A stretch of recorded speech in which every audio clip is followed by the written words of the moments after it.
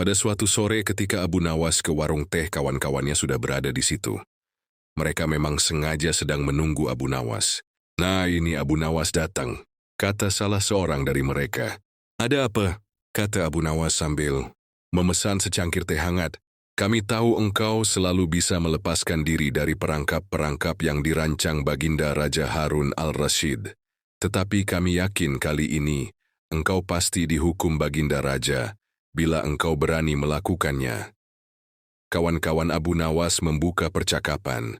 "Apa yang harus kutakutkan? Tidak ada sesuatu apapun yang perlu ditakuti kecuali kepada Allah SWT," kata Abu Nawas menentang. "Selama ini belum pernah ada seorang pun di negeri ini yang berani memantati Baginda Raja Harun al-Rashid."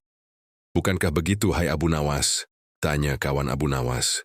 "Tentu saja tidak ada yang berani melakukan hal itu. Karena itu adalah pelecehan yang amat berat. Hukumannya pasti dipancung," kata Abu Nawas memberitahu. "Tumiulah yang ingin kami ketahui darimu. Beranikah engkau melakukannya? Sudah kukatakan bahwa aku hanya takut kepada Allah SWT saja. Sekarang apa taruhannya bila aku bersedia melakukannya?" Abu Nawas ganti bertanya, 100 keping uang emas. Di samping itu Baginda harus tertawa tatkala engkau pantati," kata mereka. Abu Nawas pulang setelah menyanggupi tawaran yang amat berbahaya itu. Kawan-kawan Abu Nawas tidak yakin Abu Nawas sanggup membuat Baginda Raja tertawa, apalagi ketika dipantati. Kayaknya kali ini Abu Nawas harus berhadapan dengan algojo pemenggal kepala.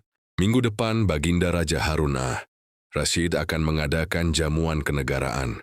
Para menteri, pegawai istana, dan orang-orang dekat Baginda diundang, termasuk Abu Nawas. Abu Nawas merasa hari-hari berlalu dengan cepat karena ia harus menciptakan jalan keluar yang paling aman bagi keselamatan lehernya dari pedang algojo. Tetapi bagi kawan-kawan Abu Nawas hari-hari terasa amat panjang, karena mereka tak sabar menunggu pertaruhan yang amat mendebarkan itu. Persiapan-persiapan di halaman istana sudah dimulai. Baginda Raja menginginkan perjamuan nanti meriah, karena Baginda juga mengundang raja-raja dari negeri sahabat. Ketika hari yang dijanjikan tiba, semua tamu sudah datang kecuali Abu Nawas.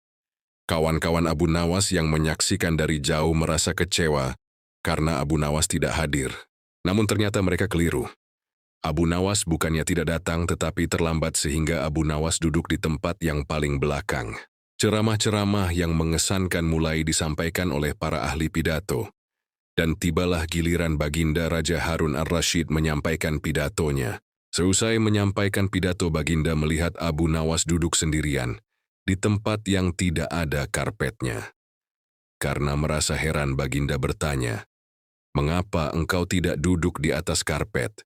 "Paduka yang mulia, hamba haturkan terima kasih atas perhatian Baginda. Hamba sudah merasa cukup bahagia duduk di sini," kata Abu Nawas. "Wahai Abu Nawas, majulah dan duduklah di atas karpet. Nanti pakaianmu kotor karena duduk di atas tanah." Baginda Raja menyarankan, "Ampun tuanku yang mulia, sebenarnya hamba ini sudah duduk di atas karpet."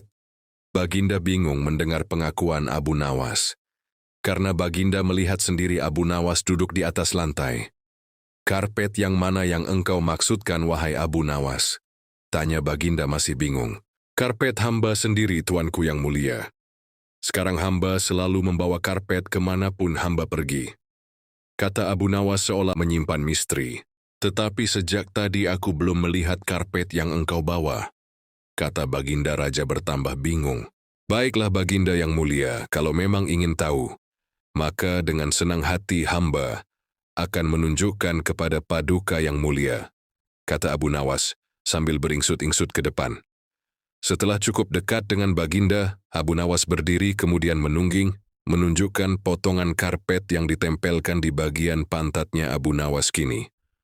Seolah-olah memantati Baginda Raja Harun al-Rashid. Melihat ada sepotong karpet menempel di pantat Abu Nawas, Baginda Raja tak bisa membendung tawa, sehingga beliau terpingkal-pingkal diikuti oleh para undangan. Menyaksikan kejadian yang menggelikan itu, kawan-kawan Abu Nawas merasa kagum. Mereka harus rela melepas 100 keping uang emas untuk Abu Nawas.